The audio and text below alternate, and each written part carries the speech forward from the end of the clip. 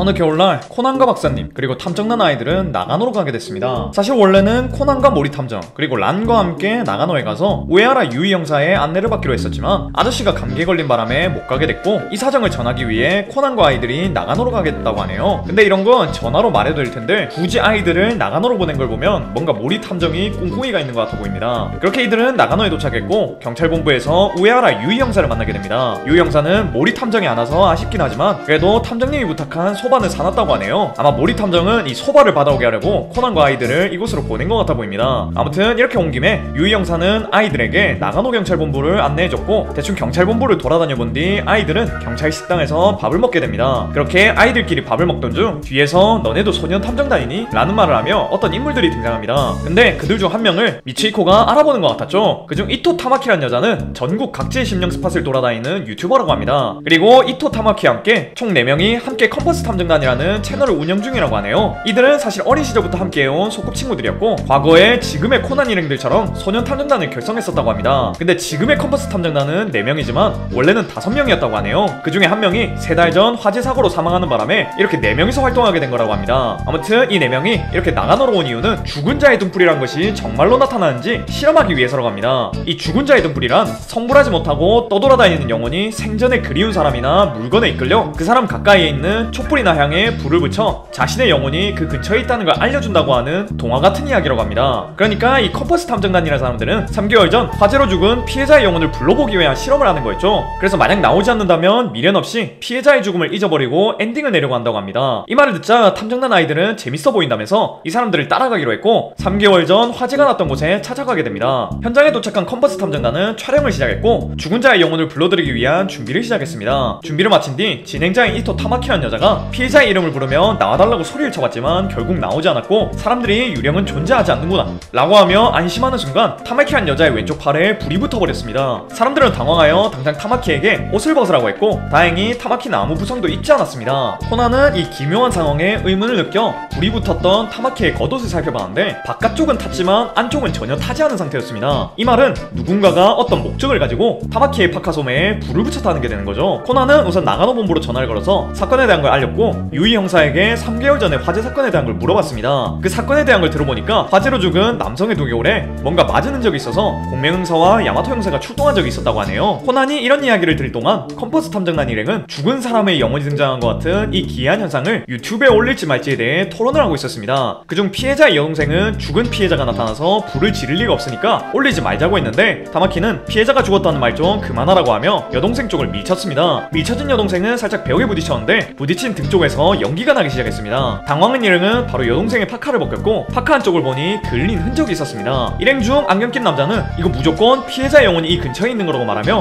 흥분해서는 유튜브에 바로 이 영상을 올려야 한다고 말했습니다. 상황이 좀 급박하게 돌아가자 박사님은 진정하고 일단 저녁이나 먹으면서 이야기를 하자고 말했습니다. 그 말에 사람들은 차를 타고 식당으로 이동하기 시작했습니다. 근데 컴퍼스 탐정단은 4명이서 같은 차를 안 타고 3명이 큰 차를 그리고 덩치 큰 남자 혼자 작은 차를 타고 왔습니다. 그렇게 운전을 하면서 가던 중 덩치 큰 남자의 팔에 갑자기 불이 붙었고 그 남자는 당황하여 불을 끄려고 하다가 나무에 차를 들이박아버렸고 큰 부상을 입어버렸습니다. 코난은 이 사건이 단순한 교통사고가 아닐 거라고 확신을 했고 구급차와 함께 나가노 형사 3인방까지 불렀습니다. 코난은 나가노 형사 3인방에게 지금까지 있었던 일들을 다 설명해줬고 나머지 컴퍼스 탐정단 3명에게 어떻게 된 일인지도 물어봤습니다. 그들은 덩치 큰 남자가 예전부터 운전 중에 파란 쪽을 내미는 습관이 있었다는 걸 알려주고 불이 붙은 이유는 모르겠다고 말했습니다. 공명 형사는 대충 사건에 대한 걸 들은 뒤 3개월 전 사건에 대한 것도 물어봤습니다. 그들은 3개월 전 촬영을 위해 나가노를 들렸었다고 합니다. 그리고 촬영하기 전 다같이 술을 마셨고 술을 더 사기 위해 3개월 전에 죽은 타케이코란 남자와 술에 만취한 타마키만 숙소에 놔두고 나머지 3명은 마트를 갔다고 합니다. 근데 마트를 간 사이 꽤 큰 지진이 있었고 덩치 큰 남자는 숙소에 있는 사람들이 걱정돼서 먼저 산장으로 돌아갔다고 합니다. 그리고 술을 산 나머지 일행이 숙소에 도착했을 땐 산장이 불타오르고 있었고 그 앞에서 덩치 큰 남자가 타마키를 안고 있었다고 하네요. 나중에 타마키가 덩치 큰 남자에게 타케이코는 어떻게 됐냐고 물었더니 타케이코는 안 보여서 구출하지 못했다 라는 말을 했다고 합니다. 그 후 나가노 4인방은 용의자들의 소지품을 검사했고 어느 정도 사건의 진상을 파악한 것 같아서 야마토, 공명, 코난 이렇게 3명만 사건 조사를 하고 유이에게 탐정단 아이들과 용의자들의 인솔을 부탁했습니다. 탐정단 아이들은 유이와 함께 차를 타고 가며 유이가 야마토와 공명과 함께 소꿉친구 관계라는 것 그리고 그들과 6살 차이 난다는 것을 듣게 됐고 그중 유이가 칸짱한테 반했다는 것도 대충 알게 됩니다. 그렇게 얼마간의 시간이 지난 뒤 차사고가 났던 덩치 큰 남자의 병원으로 사람들이 다 모였습니다. 근데 묘하게 야마토가 평소 평소랑 다르게 두꺼운 옷에 목도리를 메고 선글라스까지 낀 채로 나타났습니다. 유이는 야마토에게 몸이 안 좋은 거냐고 물었고, 공명은 야마토에게 캔커피라도 마시고 몸을 녹여봐라 라는 식으로 말을 했죠. 야마토는 고맙다고 말을 하며 그 캔커피를 받으려고 했는데 갑자기 야마토의 손에 불이 붙어버렸습니다. 당황한 야마토는 불을 끄려다가 등을 벽에 부딪혔고, 그 순간 등에서도 연기가 나기 시작했습니다. 유이는 당황해서 야마토의 등을 살펴봤는데 그을린 자국이 있었습니다. 야마토는 대체 왜 불이 나는 거지? 라고 생각을 하며 주위를 둘러보고 있었는데, 이번엔 야마토가 메고 있던 목도리에서 불이 나기 시작했습니다. 야마토는 바로 목도리를 던져버렸고, 아이들은 죽은 자의 등불이 이 근처에 있는 거 아니냐며 겁을 먹었습니다. 그 순간 코나이 소화기를 들고 오며 지금까지 야마토에게 일어났던 일들을 설명해주기 시작했습니다. 우선 야마토의 손에 불이 났던 건 공명의사가 줬던 캔커피에 불이 있었기 때문이었습니다. 이렇게 캔커피 위에서 불이 일어날 수 있는 건 손소독제 젤에 들어간 에탄올 성분 덕분인데, 젤을 캔 위에 떨어뜨리고 불을 붙이면 무색에 연기도 안 나서 알아차리기 어렵다고 합니다. 그리고 야마토의 등 뒤에서 연기가 난 건 드라이아이스 덕분이었죠. 그리고 그을린 자국을 평소에 안 보이는 후드 안쪽에 만들어주면 옷이 탄다고 착각하게끔 만들 수 있는 겁니다. 마지막으로 머플러에 불이 붙었던 건 강력한 레이저 포인터 때문이었습니다. 이 레이저 포인터를 털이 있는 부분에 계속 쏘게 되면 순식간에 불이 번진다고 하네요. 그러니까 이걸 저지른 범인은 손소독제와 레이저 포인터를 항상 가지고 다닌 타마키라고 합니다. 첫 촬영 때 타마키의 소매에 불이 붙은 건 미리 작은 접시에 올려둔 불 덕분이었고, 이때 트릭을 위해 썼던 접시는 눈을 덮어서 숨긴 거라고 합니다. 그리고 덩치 큰 남자의 팔에 불이 붙은 트릭은 남자가 창문 밖으로 내민 오른쪽 팔꿈치에 레이저가 닿도록 차체에 미리 레이저 포인터를 붙여놨던 거였죠. 야마토와 공명은 레이저 포인터를 차체에 붙여놨던 테이프와 눈 속에 숨겨놨던 접시를 발견했기 때문에 이런 트릭을 알아낼 수 있었던 겁니다. 이렇게 진상이 거의 다 밝혀지자 타마키는 자신이 사건을 일으킨 동기를 다 밝히기 시작했습니다. 타마키는 덩치 큰 남자가 자신의 연인인 타케이코를 죽인 비열한 녀석이라고 생각했다고 합니다. 사실 이 컴퍼스 탐정단은 탐정단 배지를 가지고 있었는데 타케이코만 배지가 달랐다고 합니다. 근데 3개월 전에 화재 사건 이후 덩치 큰 남자가 타케이코의 배지를 달고 있는 걸 보고 덩치 큰 남자가 타케이코를 죽였다고 판단해서 그에게 복수를 하려고 한 거라고 하네요. 이 말에 탐정단 아이들은 그건 아닌 것 같다고 덩치 큰 남자가 자랑하듯이 탐정단 아이들에게 그 배지가 친구의 배지란 걸 알려줬다고 합니다. 아마 이 행동으로 보아 타케이코는 덩치 큰 남자에게 그 배지를 맡긴 것 같다고 하네요. 탐정단의 이 말을 타마키가 믿지 못하자 야마토는 3개월 전에 119 통화 내역을 들려주기 시작했습니다. 통화 내역을 들어보니 타케이코는 덩치 큰 남자가 구하러 왔을 당시에 부엌의 식기찬장 밑에 깔려 있었습니다. 타케이코는 덩치 큰 남자에게 혼자서 자신을 구하긴 힘들 것 같으니 소파에서 자고 있는 타마키를 먼저 구해라 라고 말하고는 타마키에게 덮어준 자신의 재킷에 배지가 들어있으니까 그걸 가지라고 말했죠. 하지만 덩치 큰 남자는 개소리하지 말라고 타마키를 구출한 뒤 다시 돌아오겠다고 말했었습니다. 그렇게 덩치 큰 남자는 타마키를 구하는데 성공했지만 다시 타케이코를 구하러 들어가기에 이미 불이 많이 번진 상태였고 결국 그를 구출하지 못했던 거라고 하네요. 타마키는 사건의 진상을 듣자 후회를 하기 시작했는데 다행히 덩치 큰 남자의 의식이 돌아왔고 타마키는 덩치 큰 남자에게 사과를 하기 위해 병실로 가며 이야기는 끝이 납니다.